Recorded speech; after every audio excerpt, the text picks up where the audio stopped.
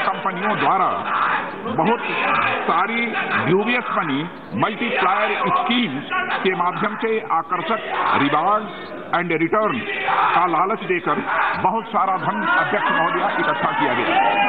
जब इस कंपनी द्वारा लोगों का धन वापस नहीं किया गया तो लाखों पीड़ितों के द्वारा एक बड़ा प्रदर्शन हुआ, विरोध लोगों ने दर्ज कराया।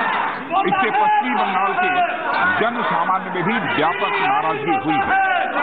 शारदा स्कैम का मुद्दा पब्लिक इंटरेस्ट लिटिगेशन के माध्यम से इस मामले में सीबीआई जांच की मांग करते हुए सुप्रीम कोर्ट ऑफ इंडिया में ले जाया गया और 2014 में इसमें ऑनरेबल सुप्रीम कोर्ट द्वारा इस मामले के इंटर स्टेट होने के कारण, इसमें इंटरनेशनल मनी लॉन्ड्रिंग होने के कारण और साथ ही साथ सीरियस रेगुलेटरी फेलोर्स होने के कारण और मामले के अभियुक्तों के एलेज्ड पॉलिटिकल नेक्सस के होने के कारण सीबीआई के जांच का आदेश सुप्रीम कोर्ट ने दे दिया।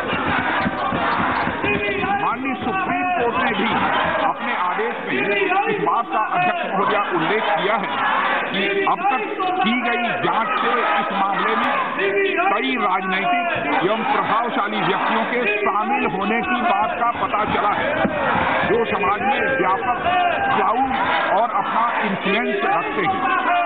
दिनांक 3 फरवरी 2019 को शाम 5:45 पर सीबीआई के अधिकारियों की एक टीम कोलकाता के पुलिस कमिश्नर के निवास पर इस स्कैम की जांच के सिलसिले में पूछताछ के लिए गई थी। इन अधिकारियों को पश्चिम बंगाल पुलिस द्वारा न केवल रोका गया बल्कि इन अधिकारियों को बलपूर्वक पुलिस थाने ले जाया गया। अध्यक्ष महोदया, ऐसा नहीं है कि सीबीआई टीम सीधे पुलिस कमिश्नर से पूछताछ के लिए चली गई थी। सीबीआई को मजबूरन ऐसा करना पड़ा क्योंकि पुलिस कमिश्नर जांच में सहयोग नहीं कर रहे थे और सीबीआई के द्वारा लगातार सम्मन किए जाने के बावजूद भी वह उपस्थित नहीं हो रहे थे। हालात इतने गंभीर हो गए कि हमें सीबीआई के अधिकारियों की सुरक्षा के लिए सीआरपीएफ की अध्यक्ष महोदया तैनाती करनी पड़ी है। अध्यक्ष महोदया, देश की लॉ इन्फोर्समेंट एजेंसी के भी ऐसा टकराव न केवल दुर्भाग्यपूर्ण है, अपितु यह देश के फेडरल और यह पॉलिटिकल सिस्टम के लिए एक गंभीर खतरा भी है। यदि लॉ इन्फोर्समेंट एजेंसी चाहे वह केंद्र सरकार की हो अथवा वह राज्य सरकारों की हो, तो अपना विधिसम्मत कार्य करने से रोका जाए तो इससे घोर अव्यवस्था पैदा होगी और संविधान में उल्लिखित ड्यू प्रोसेस ऑफ लॉ का पालन भी इससे रुकेगा। संविधान में पुलिस और पब्लिक ऑर्डर यह राज्य के सब्जेक्ट है और हम केंद्र सरकार में इस संबंध में राज्यों के अधिकार का सम्मान भी करते हैं। तथा संविधान में केंद्र सरकार को यह जिम्मेदारी सौंपी हुई है कि वह इस बात को सुनिश्चित करे कि देश का शासन संवैधानिक व्यवस्थाओं के अनुसार चलाया जाए। जहां तक इस सदन का प्रश्न है, अध्यक्ष महोदय, यह सदन इस बात से अवगत होगा कि सीबीआई द्वारा जांच या तो राज्य सरकारों के जनरल अथवा स्पेशल कंसर्न के बाद अथवा हाईकोर्ट या सुप्रीम कोर्ट के आदेशों के बाद ही की जाती है। इस मामले में देश की हाईएस्ट कोर्ट ने सीबीआई को मामले की फेयर प्रोब को ध्यान में रखते हुए ही यह जांच का आदेश दिया था।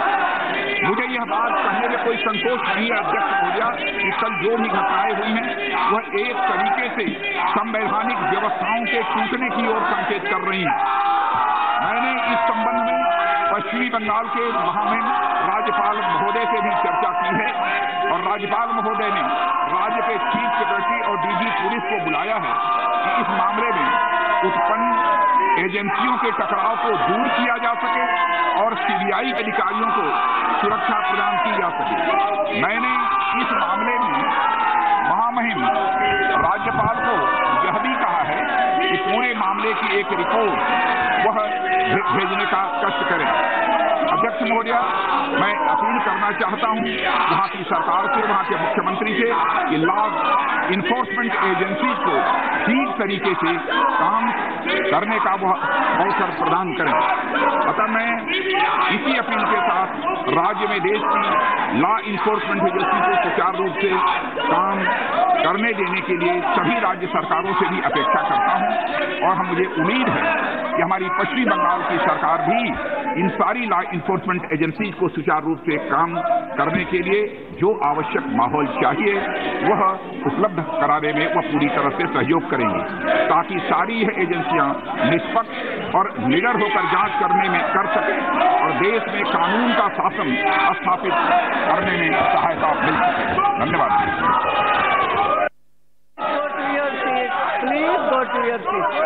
इससे किसी भी समस्या का निदान नहीं होता है। What else you want? What you want? ऐसा तो नहीं होता है। Please go to your seat. Please.